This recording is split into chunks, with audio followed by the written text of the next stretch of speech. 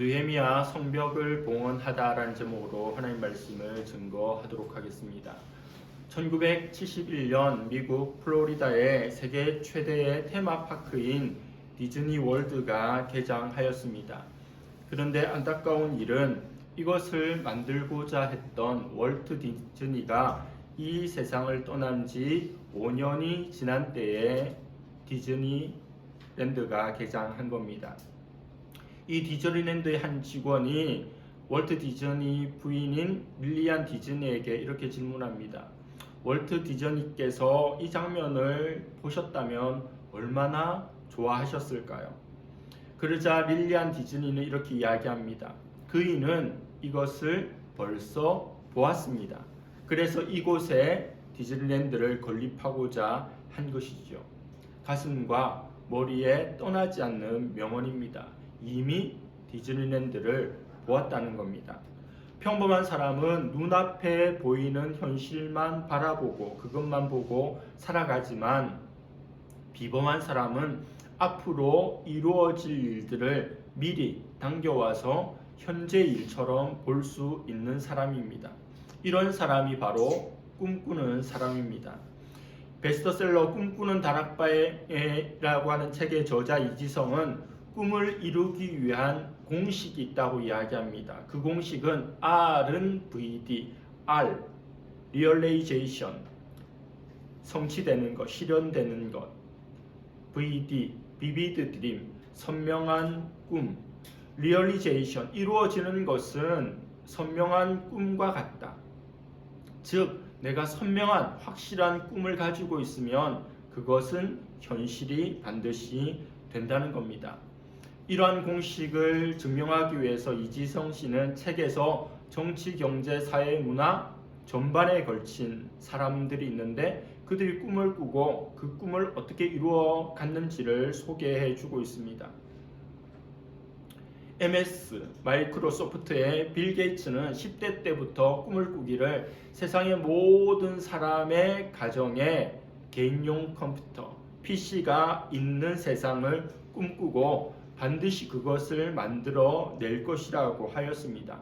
한국의 가정에 컴퓨터는 한 대씩 있고 요즘에는 탭도 패드도 IT 기계들도 넘쳐나죠. 투자의 기재 워렌 버핏은 아주 어렸을 때부터 자기는 세계 최고의 부자가 될 것이라고 하는 선명한 꿈을 가지고 있었습니다. 마을 도서관에 있는 책을 다 읽을 정도로 노력하였고 자기가 나중에 거부가 된다는 것을 단 한순간도 확신이 사라졌던 적이 없습니다. 지금으로부터 수십 년 전 한국의 한 고등학생이 국비 자격 미국의 초청을 받아서 백악관을 견학하게 됩니다. 미국 대통령이 연설을 마치고 전 세계에서 온 고등학생들과 짧은 인사를 나누고 악수를 합니다. 대통령이 한국의 대표인 그 학생에게 질문합니다. 자네 꿈은 무엇인가? 그러자 그는 아주 명확하고 담담하게 이렇게 대답합니다. 외교관입니다. 그 대통령의 이름은 존 F. 케네디였고 그 학생은 반기문이었습니다. 모두 다 선명한 꿈을 가지고 있었고 그 꿈을 이루어 내게 된 겁니다. 오늘 본문에 나오는 예루살렘 성벽의 재건 그리고 봉헌, 백성들의 감사와 찬양과 기쁨의 축제는 느헤미야의 꿈으로부터 시작된 일입니다. 느헤미야 꿈의 성취에 다름 아닙니다. 꿈꾸는 다락방에 나왔던 제가 말씀드린 것 이외에도 수많은 사람들이 꿈을 꾸었고 그 꿈에 대한 대가를 치르고 그 꿈을 이루어 갔던 것처럼 느헤미야도 가슴속에 생생한 꿈을 꾸었고 수고하고 땀 흘렸고 많은 백성들과 함께 그 꿈을 이루어낸 것입니다. 그것은 오랜 예전 느헤미야의 꿈이었지만 하나님께서는 이 시대를 살아가는 우리 모두에게도 선명한 꿈을 주셨습니다. 각자의 비전을 주신 것입니다. 하나님 내게 꿈을 주셨다. 비전을 주셨다. 나를 통해 하실 일이 있으시다라고 하는 믿음을 가지고 기대를 가지고 예루살렘 축제 현장 속으로 한번 들어가 보기를 바랍니다. 새로운 도시 예루살렘이 정식으로 이제 출범하는 것을 알리는 성전 봉헌식이 오늘 진행됩니다. 감사와 기쁨과 헌신의 축제입니다. 자신들의 죄, 조상들의 죄와 불순종으로 허물어져 버렸던, 폐허가 되었던 성벽을 재건합니다. 과거의 어두운 역사를 청산하고 다시 세워진 예루살렘 성벽처럼 그 속에 있는 이스라엘 백성들도 다시 저도 세워지기를 원합니다. 새롭게 되기를 원합니다를 선포하는 의식입니다. 이 모든 일들에는 준비의 과정이 필요하듯이 이 성벽 봉헌식을 위해서도 몇 가지 준비가 필요합니다. 27절에서 29절 보면 각 처에 살던 레위인들, 노래하는 사람들이 소집됩니다. 각각의 악기를 들고 성대한 예배를 준비합니다. 그리고 30절에 정결 예식을 행합니다. 성전 봉헌식에 앞서서 그들 자신을 돌아보며 정결 예식을 치릅니다. 제사장, 레위 사람, 일반 백성들까지 모든 사람들이 자신의 몸을 정결케 합니다. 레위기에 명시된 법에 따라서 물로 씻거나 희생동물의 피를 바르거나 목욕을 하고 옷을 깨끗이 세탁하고 부정한 것들, 악한 것들과의 접촉을 피합니다. 성문과 성벽도 정결하게 합니다. 봉헌식에 앞서서 하나님 앞에 나아가기 위해서 자신이 죄로부터 해결되고 벗어나고 세속으로부터 분리되는 거룩을 먼저 이루어야 함을 보여줍니다. 우리 예배 순서들이 있잖아요. 교회마다 차이는 있지만 예배 순서는 그냥 시간을 때우기 위해서 있는 것이 아닙니다. 그 순서에도 의미가 있고 그 과정들에도 의미가 다 있습니다. 우리가 참회의 기도를 드린 이유가 무엇입니까? 하나님 앞에 예배를 드리기 전에 우리의 지난 시간들을 돌아보며 나 자신을 정결하게 한 후에 정결한 제사 예배를 하나님 앞에 올려 드리고자 하는 것입니다. 성벽을 드리기 전에 자기 자신을 먼저 돌아보고 정결케 합니다. 이제 하나님께 바치는 거룩한 봉헌식이 거행됩니다. 오늘 말씀 다 읽지는 않았지만 12장 전체에는 축제의 기쁨, 하나님께 대한 감사, 미래에 대한 소망이 정말 흘러넘칩니다. 12장에만 감사하다라는 표현이 6번, 기뻐하다가 7번, 그리고 각종 악기들이 3번 언급됩니다. 43절입니다. 이날에 무리가 큰 제사를 드리고 심히 즐거워하였으니 이는 하나님이 크게 즐거워하게 하셨습니다. 부녀와 어린 아이도 즐거워하였으므로 예루살렘이 즐거워하는 소리가 멀리 들렸느니라. 150년 전 예루살렘은 초토화됐습니다. 모든 것이 불탔고 폐허가 되었습니다.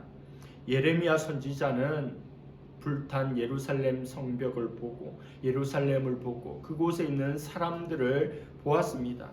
그래서 노래를 불렀습니다. 슬픔의 노래, 애가를 불렀습니다.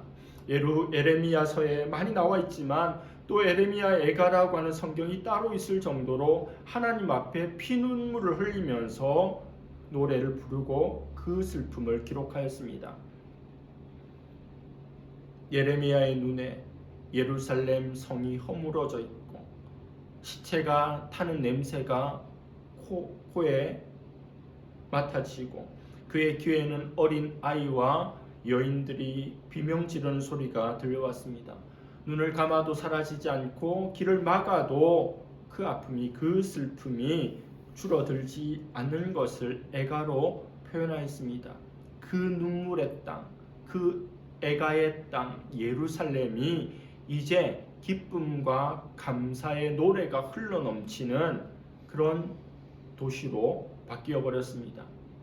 체르노빌 원전 사건, 또 일본의 원전이 쓰나미 때문에 원전이 사고가 났던 그곳에는 사람이 살 수 없는, 두 번 다시 100년이 지나고 200년이 지나도 여전히 폐허이고 죽음의 땅입니다. 예루살렘의 예전의 모습이 그러하였습니다. 어떤 누구도 새로운 소망을 가질 수 없는, 망했고 절망이 있고 눈물이 있던 땅이었는데 그 성 자체가 바뀌었습니다. 슬픔의 노래 애가가 불러졌던 그곳이 이제 감사와 기쁨의 현장이 되었습니다.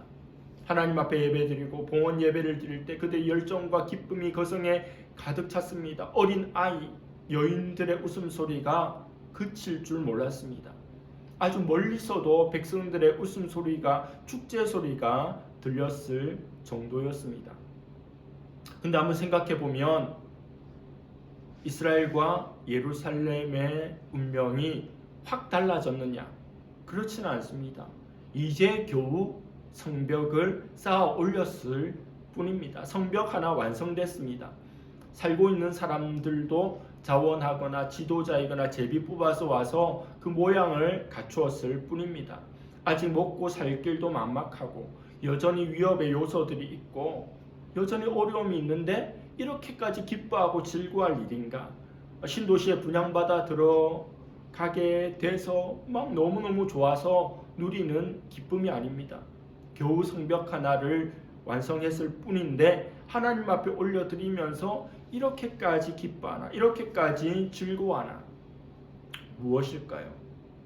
이러한 기쁨은 어려운 환경 가운데도 하나님이 함께 하시고 하나님이 인도해 주시는 것에 대한 기쁨입니다.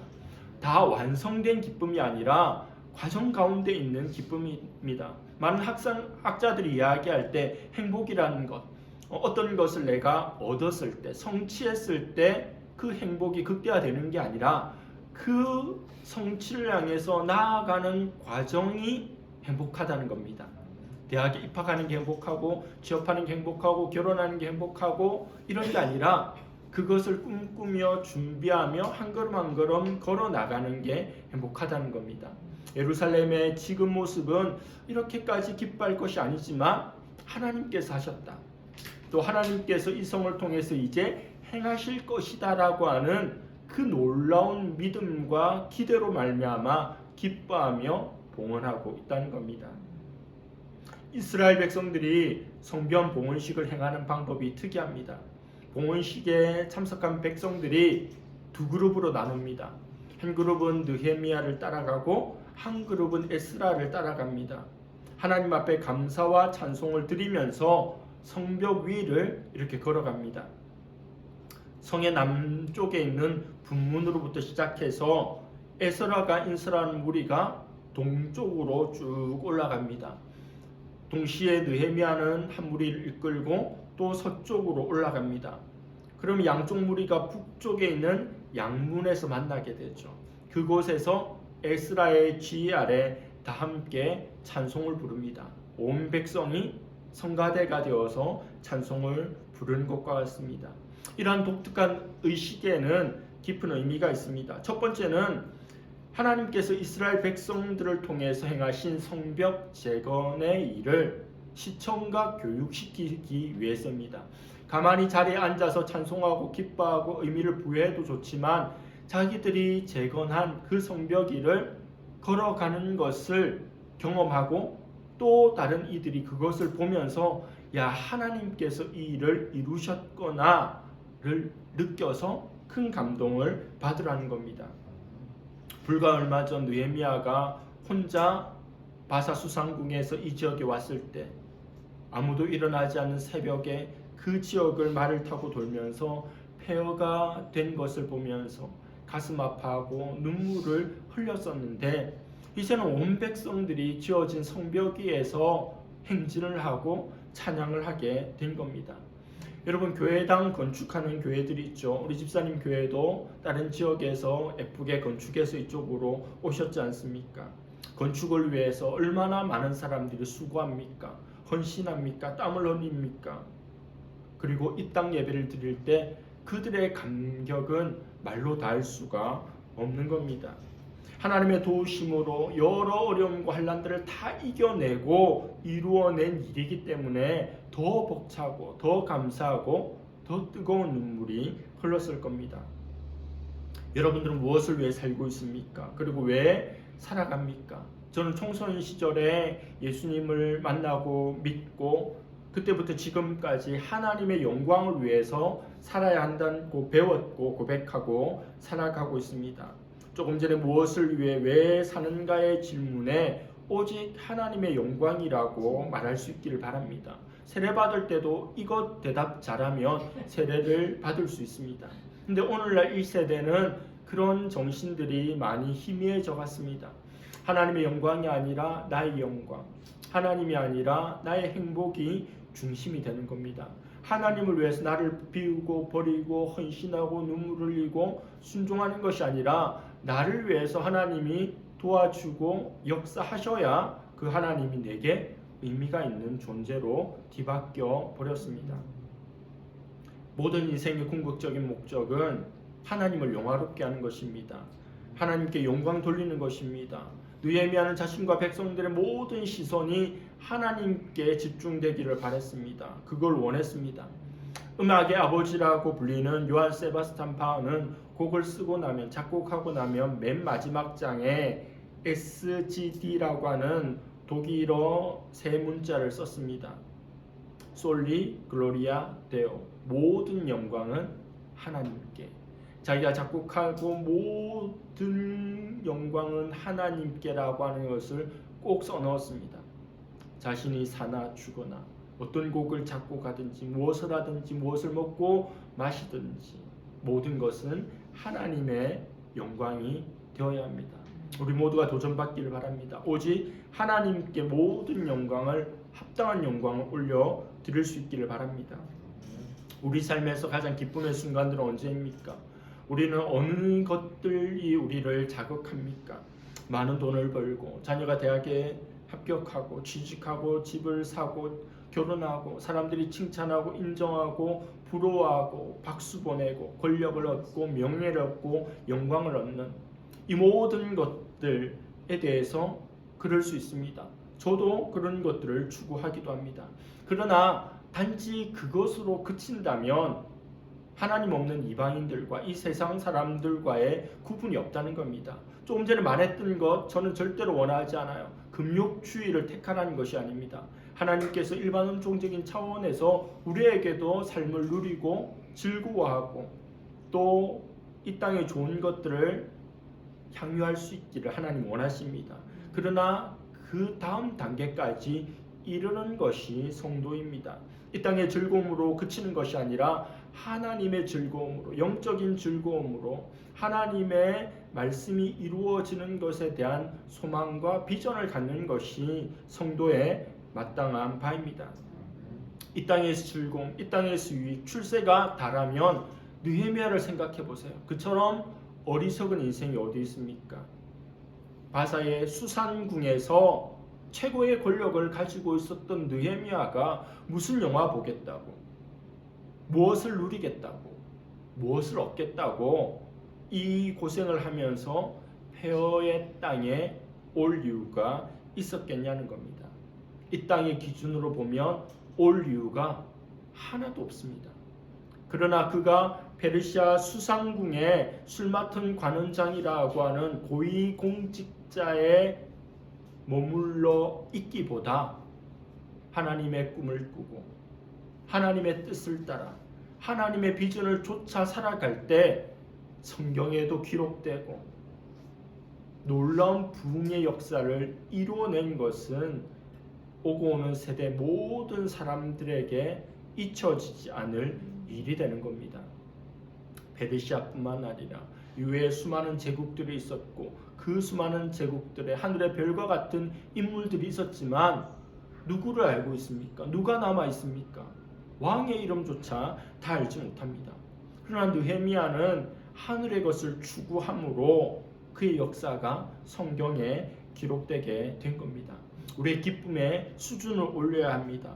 무엇을 가졌고 무엇을 이루는 것이 아니라 나를 통해 하나님이 어떻게 일하시는지, 나를 통해 예수님이 어떻게 존귀 여김을 받으시는지, 하나님의 나라가 어떻게 확장되는지를 기대하고 경험하는, 또 그것이 내게 기쁨이 되는 그런 성도의 수준이 되어야 합니다.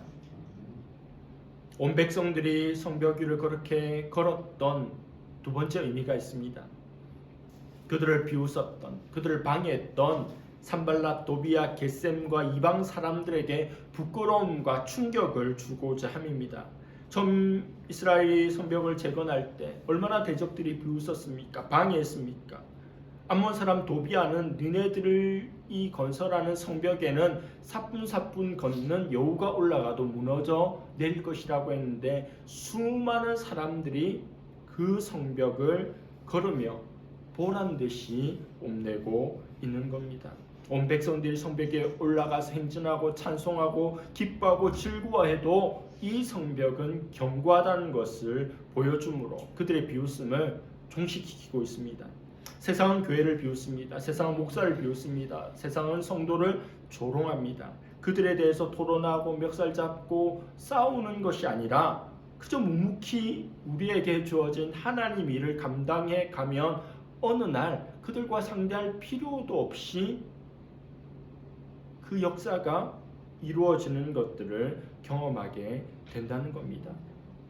우리가 집중해야 될 것은 대적이 아닙니다. 우리는 하나님께 집중해야 하고 하나님께서 역사하실 일에 집중해야 합니다. 마지막으로 살펴볼 한 가지는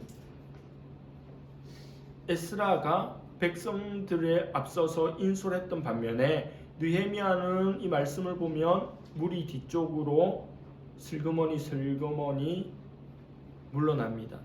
느헤미야는 매우 겸손한 사람이죠. 지금까지 보여줬던 그의 실력과 그의 영성이 출중하였음에도 불구하고 그는 참으로 겸손했던 존재입니다. 자기 이름 내는 것을 원하지 않았고 자기가 주목받고 인정받는 것을 원하지 않았습니다.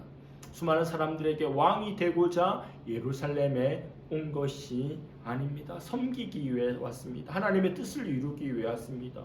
예수님께서 이 땅 가운데 오신 것도 하늘 영광 하늘나라에서 섬겨야 할 것들을 다 내려놓고 백성들을 섬기는 자리에, 사람들을 구원하는 자리에 오셨다는 겁니다. 느헤미야는 헌신할 때는 제일 앞에 섭니다. 그러나 영광 받을 때에는 제일 뒤에 서는 모습을 보여줍니다. 그만큼 수고하고 그만큼 애써서 이런 일을 이루어냈으면 느헤미야가 앞에 조금 선다고 사람들의 영광을 받고 박수를 받고 칭찬을 받는다고 한들 누구 하나 뭐라고 할 사람이 없습니다. 그러나 그는 조금도 영광을 차지하지 않고 숨습니다. 성도를 포함한 세상 모든 사람들의 욕구는 인정받고자 하는 욕구입니다. 드러나고자 하는 욕구입니다. 조그만 일을 이루고도 크게 부각되기를 원하는, 스포트라이트를 받기를 원하는 것이 우리 인생의 본능입니다. 하물며 큰 일을 이루고 난 후에 자기를 숨기는 것은 쉬운 일이 아닙니다. 매우 어려운 일입니다. 그러나 어렵지만 그게 바로 지도자의 바른 자세입니다. 지도자는 코치입니다. 코치는 선수들이 잘 뛸 수 있게 해주고 그들이 잘 되면 뒤로 물러나는 것이 지도자의 마음입니다. 느헤미야는 코치입니다. 백성들이 선수입니다. 백성들이 그곳에 살고 백성들이 그곳에서 하나님을 예배하며 백성들이 하나님의 뜻을 이루며 백성들이 하나님 나라를 영위해 가면 지도자는 페이드 아웃, 서서히 물러나면 되는 겁니다. 수많은 스포츠 스타들이 곽광받죠. 영광을 받습니다. 인터뷰를 하죠. 그때마다 감독이 나오거나 코치가 나오거나 그 선수에게 돌아갈 관심과 스포트라이트를 자기가 받겠다고 나선다면 추한꼴이 될 겁니다. 물론 기여한 바는 있지만 그 선수가 빛나게 할 때 코치는, 감독은 그를 올려주면 그것이 가장 아름다운 모습입니다. 느헤미야는 일할 때 맨 앞에 섰습니다. 영광을 받을 때는 뒤로 물러나는 겸손한 하나님의 종입니다. 그러한 자세를 배울 수 있기를 바랍니다. 그럴 자신이 없다면 그 반대로는 하지 않기를 바랍니다. 일할 때는 뒤에 있고 영광 받을 때는 앞에 있는 일이 없기를 바랍니다. 성전 건축, 교회당 건축할 때 그런 일들이 있죠. 헌금도 많이 해야 되고 기도도 많이 해야 되고 헌신해야 될 때는 그 교회를 떠납니다. 다른 데 갑니다. 그리고 몇 년 후에 그 교회당이 너무 예쁘게 잘 지어지면 그때 무혈입성, 무전취식, 그냥 그때 돌아와서 섞여버립니다. 아, 참 좋네요. 그곳에 선신했던 이들이 떠나갔다가 온 이들을 보면 어떤 마음이 들겠습니까? 꿈꾸는 자 느헤미야, 마침내 그는 꿈을 이룹니다. 자기 자신의 꿈이 아닙니다. 하나님의 꿈입니다. 자기의 삶의 현장에서 하나님께서 원하시는 일에 대한 비전을 발견합니다. 말씀드렸지만 느헤미야가 하나님의 음성을 들은 것이 아닙니다. 자신의 삶의 현장과 정황 속에서 하나님의 일이 무엇인지, 나를 통해 하시기를 원하시는 일이 무엇인지를 깨닫고 분연히 일어나 준비하고 기도하고 헌신하며 이 일을 이루어 갑니다. 말씀 끝까지 하나님께서 느헤미야 너 수고했네 잘했네 그런 말씀이 없습니다. 하지만 느헤미야의 꿈이 아니라 하나님의 꿈입니다. 여러분, 하나님의 꿈을 꾸기를 바랍니다. 나 자신의 꿈, 야욕이 아니라 야망이 아니라 하나님의 비전을 가지기를 바랍니다. 하나님의 꿈을 꾸고 꿈을 위해 기도하고 꿈을 위해 땀을 흘리고 꿈을 위해 헌신하고 애쓰고 꿈을 나누고 꿈을 말할 때 한 개인의 꿈은, 한 개인의 비전은 강물을 이루게 되고 마침내 큰 바다를 이루게 될 것입니다. 그 모든 것은 오직 하나님께 영광을 돌리기 위함임을 기억하길 바랍니다. 먹든지 마시든지 무엇을 하든지 하나님을 위해 살고 하나님을 위해 죽고 오직 그의 나라와 그의 뜻이 이루어지기를 바라는 하나님의 나라의 백성으로 살아갈 수 있기를 축복합니다. 기도하겠습니다. 하나님 아버지 감사합니다. 느헤미야 12장에서 느헤미야가 성벽을 봉헌하며 온 백성들이 기쁨과 감사의 예배를 드리는 것을 살펴보았습니다. 한 개인의 꿈이지만 그것은 하나님의 비전이었고 온 백성들이 그 꿈에 동참함으로 폐허가 된 절망의 눈물의 예루살렘이 기쁨의 예루살렘으로, 찬양의 예루살렘으로, 감사의 예루살렘으로 바뀌는 것을 보았습니다.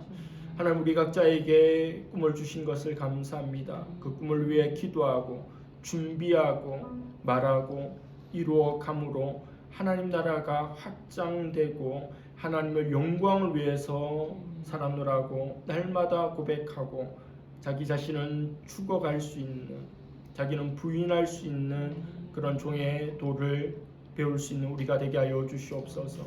감사드리며 예수님의 이름으로 기도드립니다. 아멘.